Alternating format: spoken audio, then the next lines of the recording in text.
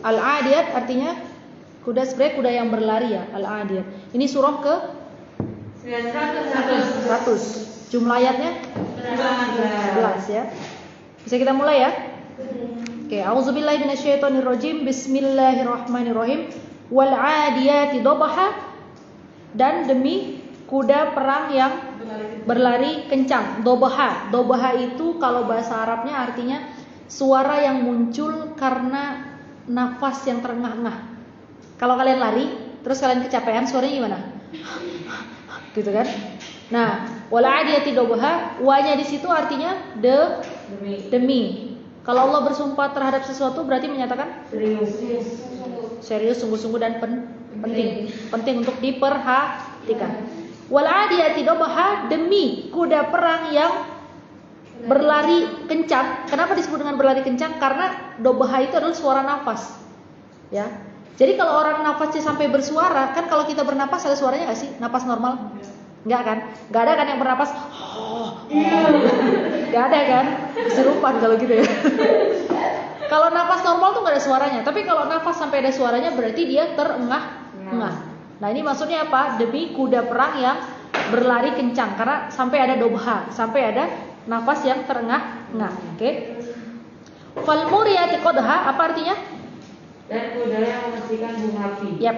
Dan kuda yang memercikan api dari kukunya. Kalau teman-teman tahu kaki kuda, ya, kuku kuda itu kan ada, tahu tapal ya, tahu tapal kan, yang di bawahnya yang bentuknya kayak huruf U. Nah, itu kan dari besi. Kalau dia berlari kencang teman-teman, misalnya bergesekan dengan batu, itu bisa mengeluarkan api. Apa maksudnya kalau kaki sudah sampai bergesekan mengeluarkan api? Bener, larinya kencang banget. Kalau misalnya kudanya cuma jalan tek gitu ya, hai kuda, terus dia buang rambut gitu, hai gitu ya. Kira-kira bakal ada apinya nggak itu yang mercik? Enggak, karena jalannya pelan banget. Kuda show, apalagi kuda poni, little pony kan, nggak ada apinya itu. Little pony kan adanya pelangi. Ya, nggak ada dong, nggak ada percikan api di kakinya. Tapi kalau misalnya sampai ada percikan di kakinya, berarti larinya kencang sekali. Ya. Fal mughirati subha, apa artinya? Fal mughirah, iya, fal mughirah demi dan kuda yang menyerang secara tiba-tiba subha pada waktu pagi, waktu subuh. Ya, ini maksudnya apa kira-kira? Kuda apa yang dimaksud? Perang. Kuda hitam, nggak ada ceritanya kuda hitam di sini. Oke, nanti saya jelaskan ya maknanya.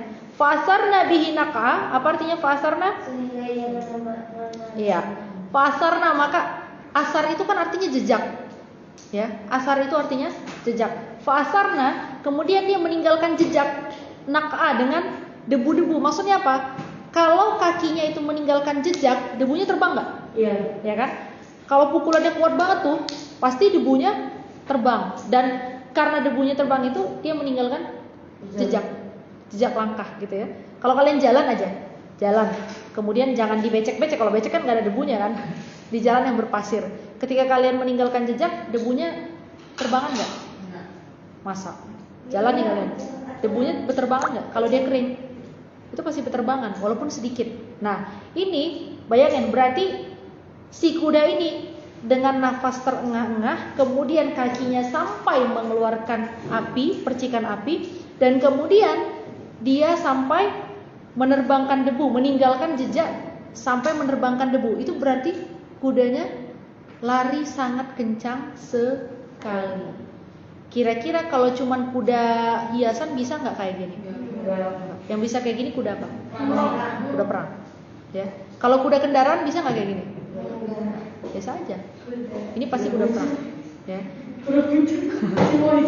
Kuda poni. Oke.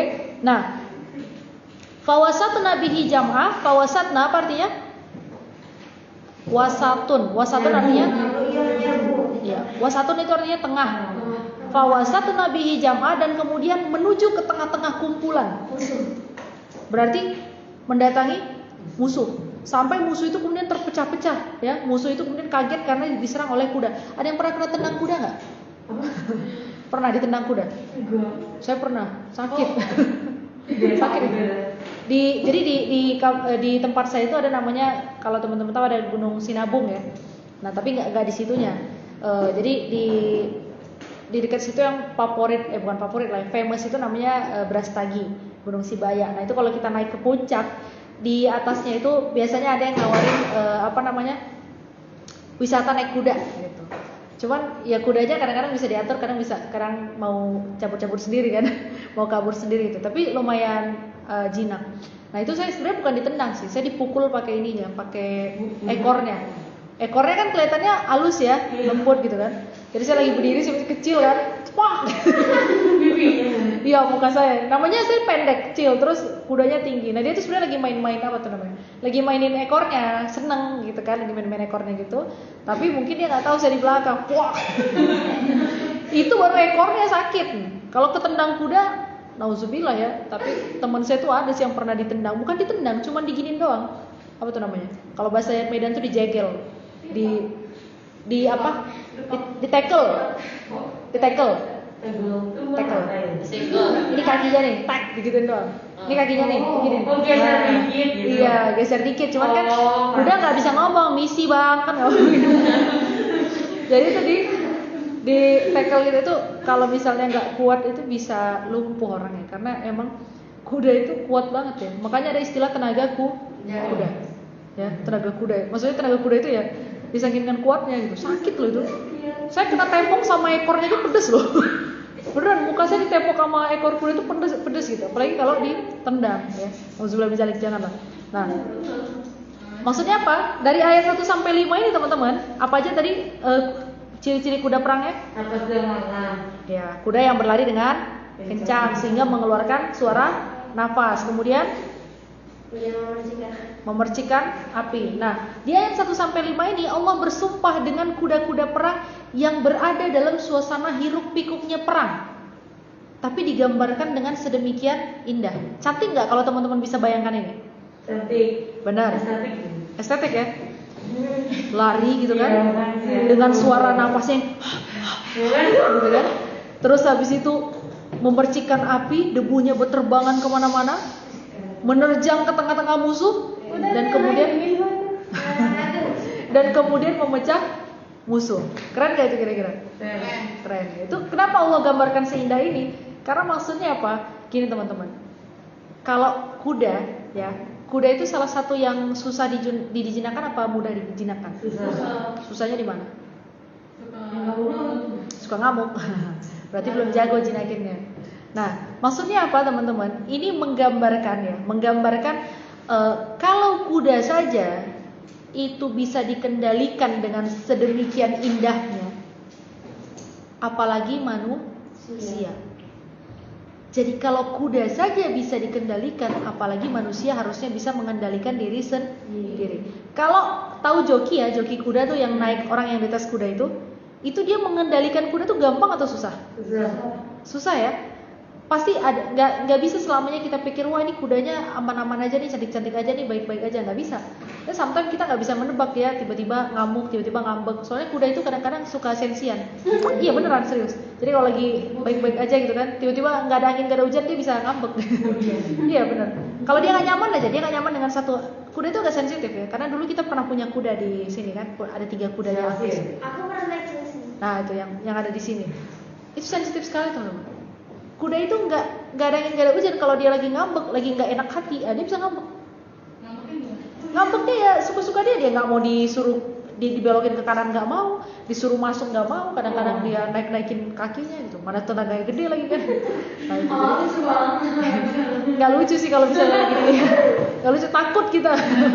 Kalau kudanya kecil, dulu kan di Aklis tuh kudanya satu kuda campuran ya, kuda bule, satu lagi kuda asli Sumbawa. Kalau yang dari Sumbawa tuh agak pendek, agak kecil, tapi ototnya mantep-mantep. Nah kalau satu lagi tuh dulu kuda kita warna hitam, si Bintang itu dia campuran Australia kalau nggak salah.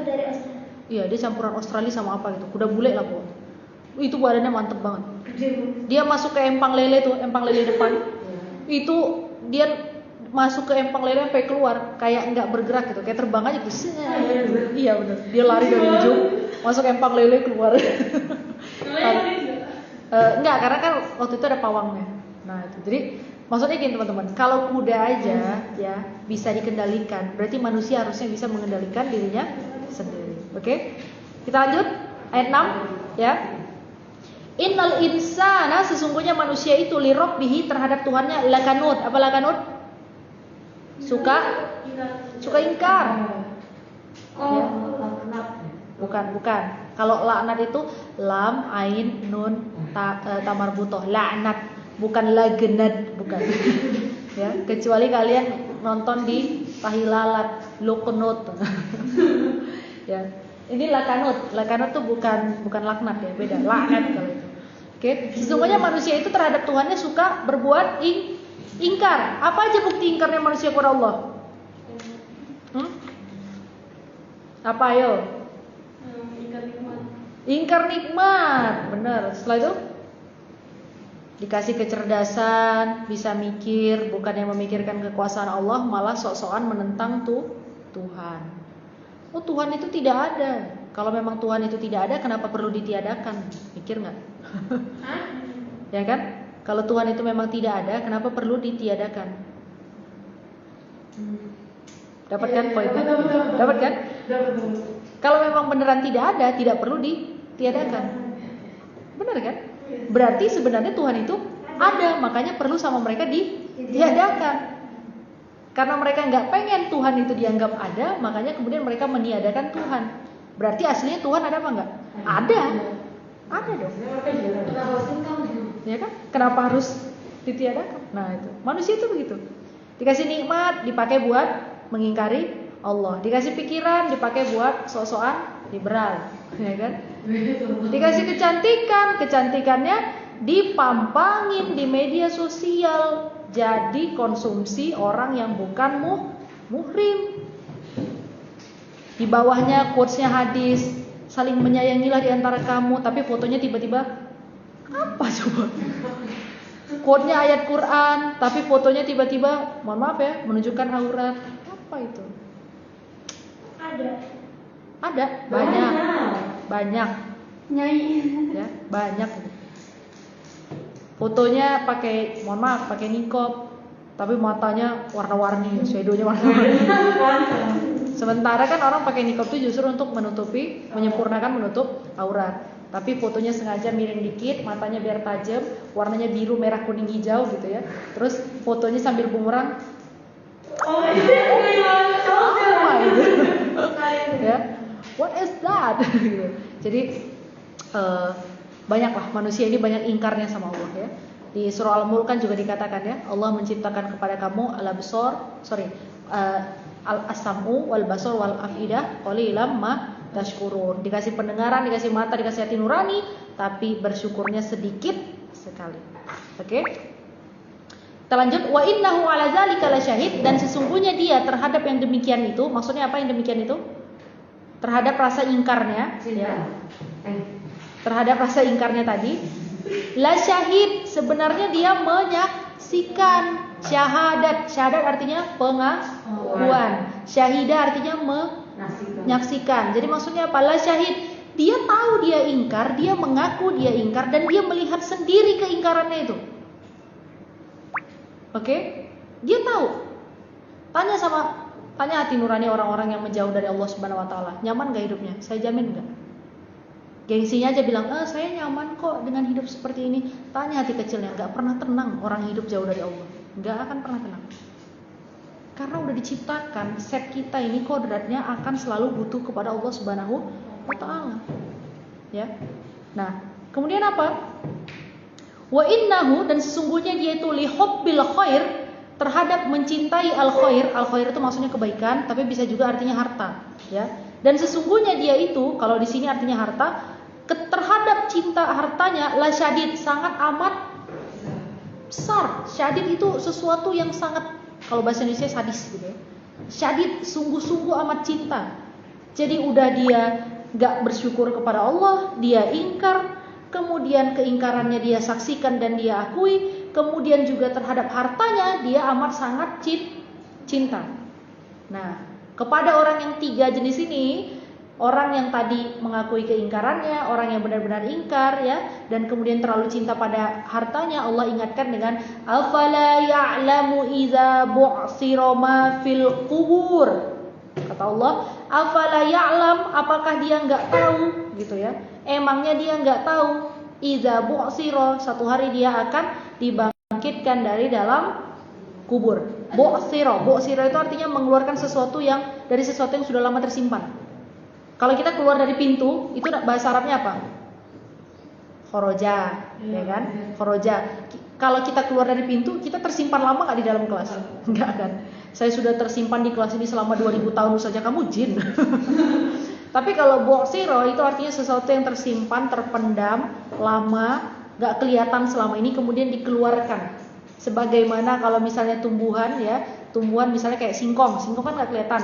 Kemudian ternyata dia keluar dari ke permukaan, namanya bu'sira. Dia keluar, sesuatu yang terpendam lama kemudian keluar. Nah, bu'sira, oke? Tidakkah dia tahu, kata Allah, itu orang-orang yang kayak gitu tadi emangnya nggak tahu? Iza bu'sira, pada satu hari nanti dia akan dikeluarkan dari dalam fil kubur. Dikeluarkan dari dalam kubur. Wa husila ma fis sudur, dan kemudian apa yang dia simpan dari dalam hatinya husila. Apa husila? Dikeluarkan, dirilis ya. Dilahirkan tuh di sini maksudnya bukan lahir anak bayi ya, dirilis perasaannya. Jadi selama ini kalau dia punya hasad sama temennya, dia punya dengki, dia benci, husila, dikeluarkan. Akhirnya setelah dia keluar dari kuburnya, maka selain wujudnya kelihatan ya dengan berbagai macam bentuk tadi, kemudian juga husila ma fis sudur. Apa saja yang dia simpan dalam dadanya kemudian akan kelihatan. Yang suka iri sama orang, yang suka dengki, yang menanam benci, yang suka dendam, semuanya husila akan dikeluarkan. Di sini udah selesai ya, kan satu ayat lagi. Nah, oke. Inna rabbahum, sesungguhnya Tuhanmu, bihim, terhadap mereka siapa maksudnya di sini? Yang tadi yang orang yang ingkar, terus cinta harta dan benar-benar mengakui keingkarannya ya.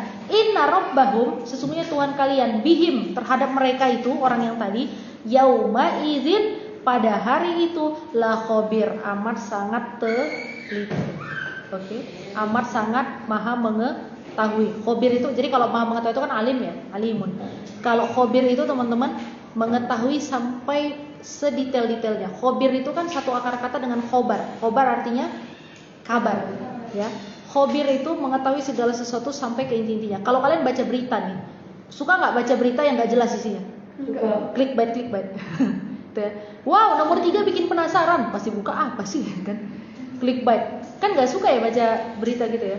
Tapi kalau berita isinya lengkap, 5W 1H, kemudian jelas siapa yang nulis, yang diwawancarai namanya siapa, bukan anonim. Saya sebenarnya pertama kalinya Pak jualan sapak soborak. Tapi kalian nggak tahu siapa orang di baliknya. Kesel nggak? Kesel kan? Akan puas kalau kita tahu semuanya. Nah, la khabir. Allah itu maha tahu segala sesuatunya, sampai yang detail terkecil. Oke? Jadi maksudnya apa? Di surah Al-Adiyat ini adalah pertama Allah menggambarkan betapa istimewanya kuda-kuda perang itu ya, dan secara tidak langsung mengajarkan manusia bahwa kalau kuda perang saja bisa diatur, apalagi manusia. Dan kemudian adalah agar tidak terlalu mencintai harta sehingga membuat kita menjadi ingkar kepada Allah, karena sesungguhnya orang yang terlalu mencintai harta, terlalu banyak ingkar kepada Allah adalah orang yang tidak siap akan akhirat. Karena dia lupa satu hari dia bu'siro, akan dikeluarkan dari alam kubur. Cukup? Ada yang mau ditanya? Aman ya?